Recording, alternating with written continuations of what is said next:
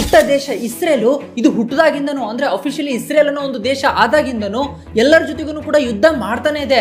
Especially ಹೇಳಬೇಕಂತಂದ್ರೆ ಈ Israel ಸುತ್ತ ಏನೇನು ದೇಶಗಳಿದಾವಲ್ವಾ ಅವ್ರು ಯಾರಿಗೂ ಕೂಡ ಈ ಇಸ್ರೇಲ್ ಅನ್ನೋ ಒಂದು ದೇಶ ಇರೋದೇನೆ ಇಷ್ಟ ಇಲ್ಲ. ಆದ್ರೂ ಕೂಡ ಈ ದೇಶ ಇಷ್ಟು ಸ್ಟ್ರಾಂಗ್ ಆಗಿ ಯಾವ ರೀತಿ ಫೈಟ್ ಮಾಡ್ತಿದೆ ಅಂತಂದ್ರೆ ಮೊದಲು ನೀವು ಅರ್ಥ ಮಾಡ್ಕೋಬೇಕು ಇದು ಯಾಕೆ ಫೈಟ್ ಮಾಡ್ತಿದೆ ಅಂತ. ಮೊದಲನೇ ರೀಸನ್ ಇಸ್ರೇಲ್ ಯಾಕೆ ಫೈಟ್ ಮಾಡ್ತಿದೆ ಅಂತಂದ್ರೆ ಎಕ್ಸಿಸ್ಟೆನ್ಸಿಯಲ್ ಥ್ರೆಟ್ ಇಂದ, ಅಂದ್ರೆ ಇದರ ಅಸ್ತಿತ್ವಕ್ಕೆ ಒಂದು ದೊಡ್ಡ ಪ್ರಶ್ನೆ ಇದೆ.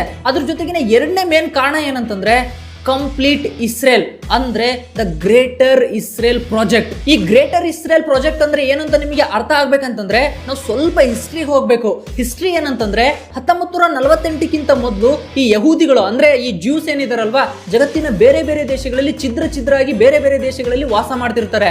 ವರ್ಲ್ಡ್ ವಾರ್ 2 ಆಗೋದನ್ನೋದ್ರಲ್ಲೇನೆ ಈ ಯಹೂದಿಗಳು ಬೇರೆ ಬೇರೆ ದೇಶದಲ್ಲಿ ಏನೇ ಹೋಗಿದ್ರಲ್ವಾ ಅವರು ನಿಧಾನಕ್ಕೆ ಈ ಇಸ್ರೇಲ್ಗೆ ಅಂದ್ರೆ ಅವಾಗ ಪ್ಯಾಲೆಸ್ತೈನ್ ಅಂತ ಏನಿತ್ತಲ್ವಾ ಅಲ್ಲಿಗೆ ವಾಪಸ್ ಬರೋಕೆ ಸ್ಟಾರ್ಟ್ ಆಗ್ತಾರೆ. ಯಾಕೆ ವಾಪಸ್ ಬರ್ತಾರೆ ಅಂತಂದ್ರೆ ಇಡೀ ಜಗತ್ತಲ್ಲಿ ಈ ಜ್ಯೂಸ್ಗೆ ಅಂತ ಒಂದು ಪರ್ಟಿಕ್ಯುಲರ್ ದೇಶ ಇರೋದೇ ಇಲ್ಲ. ಮತ್ತೆ ನಿಮ್ಗೆಲ್ಲ ಕೇಳಿರ್ಬೋದು ಈ ಹೋಲಿ ಸ್ಕ್ರಿಪ್ಚರ್ಸ್ ಅಲ್ಲಿ ಯಹೂದಿಗಳ ಹೋಲಿ ಸ್ಕ್ರಿಪ್ಚರ್ಸ್ ಅಲ್ಲಿ ಪ್ರಾಮಿಸ್ ಲ್ಯಾಂಡ್ ಅಂತ ಒಂದು ಕಾನ್ಸೆಪ್ಟ್ ಇದೆ.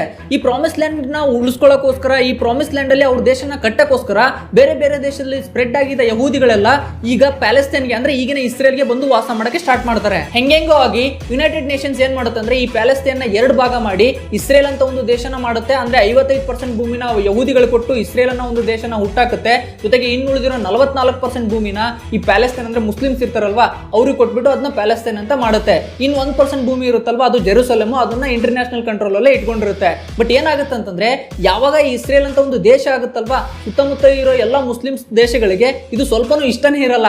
ಅವಾಗ ಏನ್ ಮಾಡ್ತಾರೆ ಅಂತಂದ್ರೆ ಎಲ್ಲರೂ ಕೂಡ ಸೇರ್ಕೊಂಡು ಈ ಯಹೂದಿಗಳ ಮೇಲೆ ಅಂದ್ರೆ ಇಸ್ರೇಲ್ ಮೇಲೆ ಅಟ್ಯಾಕ್ ಮಾಡ್ತಾರೆ. ಬಟ್ ಇಸ್ರೇಲ್ ಅವರು ತುಂಬಾ ಸ್ಟ್ರಾಂಗ್ ಆಗಿರ್ತಾರೆ. ಸ್ಟ್ರಾಂಗ್ ಇದ್ದಿದ್ರಿಂದ ಎಲ್ಲರನ್ನೂ ಕೂಡ ಹೊಡೆದಾಕ್ಬಿಟ್ಟು ಮತ್ತೆ ಇದೇನು ಸ್ವಲ್ಪ ಈಗ 55% ಇತ್ತಲ್ವಾ ಮೆಜಾರಿಟಿ ಪ್ಯಾಲೆಸ್ತೈನ್ ಇಸ್ರೇಲ್ ಕಂಟ್ರೋಲ್ಗೆನೆ ತಗೊಳುತ್ತೆ. ಈ ಜ್ಯೂಸ್ ಪ್ಯಾಲೆಸ್ತೈನ್ಗೆ ಅಷ್ಟೇ ಸ್ಯಾಟಿಸ್ಫ್ಯಾಕ್ಷನ್ ಆಗಿ ನಿಂತಿಲ್ಲ.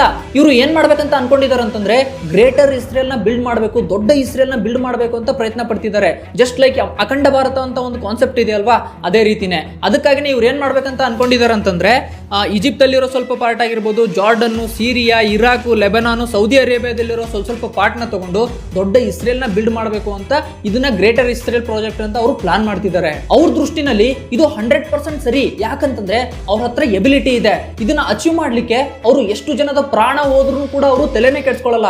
ಅದಕ್ಕೇನೆ ನೀವು ನೋಡಿರ್ಬೋದು ಗಾಜಾದಲ್ಲಿ ಬರೀ ಲಾಸ್ಟ್ ವರ್ಷ ಅಂದ್ರೆ ಈ ಯುದ್ಧ ಸ್ಟಾರ್ಟ್ ಆಯ್ತಲ್ವಾ 2023ರಲ್ಲಿ ಬರೋಬ್ಬರಿ 67,000 ಜನಕ್ಕಿಂತ ಜಾಸ್ತಿ ಜನನ ಈ ಇಸ್ರೇಲ್ ಅವರು ಕೊಂದಾಕಿದ್ದಾರೆ. ಈ ಇಸ್ರೇಲ್ ಅವರು ತಗೊಳ್ಳೋ ಡಿಸಿಷನ್ ನೋಡಿದ್ರೆ ನನಗೇನ್ ಅನ್ಸುತ್ತೆ ಅಂತಂದ್ರೆ Gaza is just trailer. Middle east ಅಲ್ಲಿ ಫಾರ್ ಎವರ್ ಯಾವತ್ತಿದ್ರು ಕೂಡ ಕಾನ್ಫ್ಲಿಕ್ಟ್ ಇದ್ದೇ ಇರುತ್ತೆ ಅಂತ ನನ್ಗನ್ಸುತ್ತೆ.